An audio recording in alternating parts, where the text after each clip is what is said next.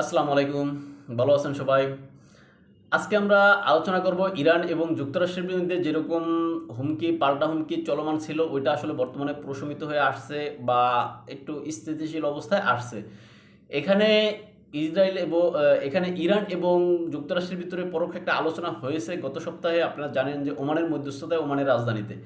এখন এই পরোক্ষ এবং অন্য একজনের মধ্যস্থতায় যে আলোচনা, সেই আলোচনার বলা যায় যে অগ্রগতি হয়েছে বা এটাতে উভয় পক্ষই মানে পজিটিভলি কথা বলছে।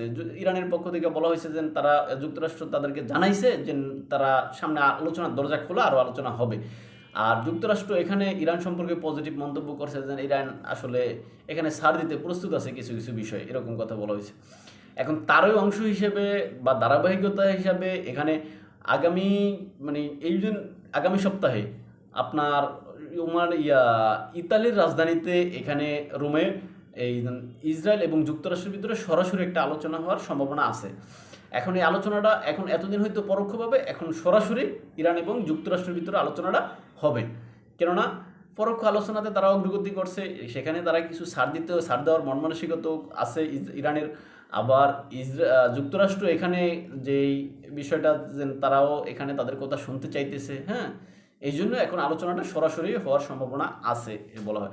যদিও এই বিষয়ে উভয় পক্ষ কোনো নিশ্চিত করে বলা হয়নি যে আলোচনাটা আসলে সরাসরি হবে কিনা, তবে একটা আলোচনা হবে রোমে, ওই যে আপনার ইতালির রাজধানীর রোমে, সেটা হয়েছে গিয়া নিশ্চিত।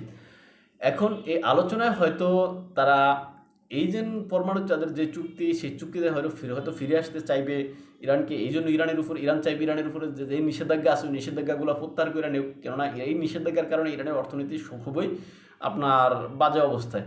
আর এটা সাফার করতে হয় ইরানের জনগণকে। এই জন্য ইরান হয়তো চাইবে যে এই নিষেধাজ্ঞা প্রত্যাহার করে নেব। আর যুক্তরাষ্ট্র চাইবে যে ইরান যাতে এই পরমাণু অস্ত্র না বানায়, এগুলো ত্যাগ করে, এগুলো চাইবে। আর বিশেষ করে ইসরায়েল তো এখানে চায় যে একেলে মানে ইরানের পরমাণু স্থাপনাগুলো ধ্বংস হয়ে যাক বা শেষ করে দেখ, ধ্বংস করে দেখ ইরান, হ্যাঁ, এরকম চাইবে, নিজেরাই ধ্বংস করুক, নাকি যুক্তরাষ্ট্র বোম্বারে ধ্বংস করে দেখ। কিন্তু আসলে এটা তো যুক্তরাষ্ট্রের প্রেসিডেন্টের সাথে যখন ইসরায়েলের প্রেসিডেন্ট প্রধানমন্ত্রী বেনিয়ামিন নেতানিয়াহু যখন আলোচনা করছেন, তখন তো তিনি এইটাই বলছেন যে তারা চায় যেন আলোচনা হোক, কিন্তু আলোচনার ফলাফল হিসেবে তারা যেন ইরানের যে পরমাণু স্থাপনা আছে সেগুলো ধ্বংস করে দেয়। এখন আসলে ইসরায়েল যেটা চায় সেটা তো আর হবে না। ইসরায়েল তো চায় এখানে বড় একটা যুদ্ধ বাজুক। যুক্তরাষ্ট্র তো ঠান্ডা মাথায় এখানে মানে বড় যুদ্ধ থেকেও হয়তো মানে ফিরে আসতে চাইতেছে। এখন এখানে ইরান কি তার পারমাণবিক তাদের যে লক্ষ্য, এত কষ্ট তারা যার জন্য করলে পারমাণবিক অস্ত্রের জন্য, এখন কি তারা সেই পারমাণবিক অস্ত্র ত্যাগ করবে, না যুক্তরাষ্ট্রের সাথে আলোচনা করে, হ্যাঁ, তারা যেন তাদের মানে তারা বলতেছেন তাদের জ্বালানির জন্য বা তাদের মানে শান্তি কার্যক্রমের অংশ হিসেবে তারা পরমাণু কার্যক্রম করতেছে, এখানে মানে তাদের পরমাণু অস্ত্র অর্জন করার কোনো লক্ষ্য নাই এরকম।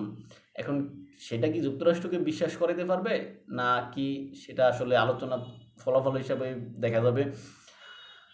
আর এই যে ইরান এখন বর্তমানে দুর্বল পজিশনে আসছে বলা যায়, কেননা ইরানের যেই প্রক্সি সংগঠনগুলা তারা আসলে অস্ত্র পাচ্ছে না ইরান থেকে। আর অস্ত্র যাওয়ার জন্য যে সমস্ত রোডগুলো আছে, ওই সমস্ত রোডগুলো ইসরায়েল এবং যুক্তরাষ্ট্র ব্লক করে দিচ্ছে। এই জন্য আপনারা জানেন যে এই যে লেবাননের যে হিজবুল্লাহ আছে, হিজবুল্লাহ খুবই দুর্বল পজিশনে আছে। এমনকি যেই হিজবুল্লাহ অস্ত্র সমর্পণ করবো কখন, এটা আপনার কয়েক মাস আগেও চিন্তা করা যায়নি। সেই হিজবুল্লাহর মানে নাম প্রকাশে অনিচ্ছুক হিজবুল্লাহর পক্ষ থেকে একজনে বলছে যে তারা অস্ত্র তাদের সরকারের কাছে অস্ত্র জমা দিতে প্রস্তুত।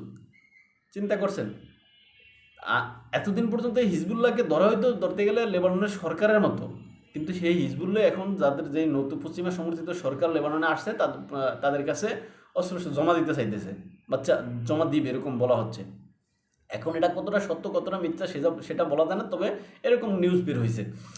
আবার আরেকটা হয়েছে যে আপনার এই যে হুতিদেরকেও কিন্তু বর্তমানে দুর্বল করে রাখছে। যদিও হুতিরা 2-4টা মিসাইল, গতকালকে আপনারা জানেন যে 22তম MQ-9 রেফার ড্রোন যুক্তরাষ্ট্রের ওইটা মানে ধ্বংস করছে হুতির একটা, অর্থাৎ সর্বশেষ ওইটা নিয়ে 22তম। আর ডোনাল্ড ট্রাম্প ক্ষমতা আসার পরে এটা হচ্ছে গিয়ে 44তম ড্রোন, এই MQ-9 রেফার ড্রোন, এই ড্রোন ভূপাতিত করছে। এখন হুতিরাও তাদের সামর্থ্য অনুযায়ী, যতটুকু সামর্থ্য আছে অতটুকু অনুযায়ী তারা চেষ্টা করতেছে। তারা, হ্যাঁ, সেখানে ওই যে আপনার যুক্তরাষ্ট্রের যে সমস্ত আগ্রাসন আছে সেগুলোর বিরুদ্ধে জবাব দেওয়ার চেষ্টা করতেছে। কিন্তু আসলে যুক্তরাষ্ট্র তো এখানে আপনার ও মানে মানে অনেক ক্ষমতার বা শক্তির উৎস বা এখন এই যুক্তরাষ্ট্রের সাথে আসলে হুতিরা খুবই নগণ্য, একটা বোঝা যায়। আর গতকালকে তারা ওই যে ইসরায়েলকে লক্ষ্য করে আপনার মিসাইল নিক্ষেপ করছিল, ওই মিসাইল কিন্তু ইসরায়েলের আকাশ সীমায় প্রবেশ করছে, কিন্তু সেখানে ক্ষয়ক্ষতি হওয়ার আগেও ইসরায়েলের যে প্রতিরক্ষা ব্যবস্থা আছে, থার্ড আছে, তারপর হচ্ছে কি আপনার এই যে যুক্তরাষ্ট্র থেকে পাওয়া থার্ড, তারপর হচ্ছে তাদের যেই আরও অন্যান্য যে সমস্ত আকাশ প্রতিরক্ষা ব্যবস্থা আছে ওগুলো ব্যবহার করে তারা ওটা ধ্বংস করছে, অর্থাৎ ইসরায়েলের ভিতরে ক্ষয়ক্ষতি হয় না। কিন্তু এখানে হুতিরা যেন মানে তাদের সামর্থ্য অনুযায়ী তারা ইসরায়েলের ভূখণ্ডে পৌঁছানোর জন্য চেষ্টা করছে, হ্যাঁ, রকেট। এখন এখানে ক্ষয়ক্ষতি না হলে সেটা তো আসলে তাদের দোষ না, তারা চেষ্টা করছে, এরকম চেষ্টা তারা করে যাইতেছে, কিন্তু তাদের কাছে এখন ভালো আর অস্ত্র যাইতেছে না। ওই ইরান এবং যুক্তরাষ্ট্রের ভিতরে যে আলোচনা হইতেছে, আলোচনার অংশ হিসেবে তারা মানে হুতিদেরকে যেন ইরানের যে সমস্ত বিশেষজ্ঞগণ সহযোগিতা করতো বা সহায়তা করতো, হ্যাঁ, সামরিক বিষয়ে, ওই সমস্ত বিশেষজ্ঞদেরকে ইরান কিন্তু সরায় নিয়ে আসছে।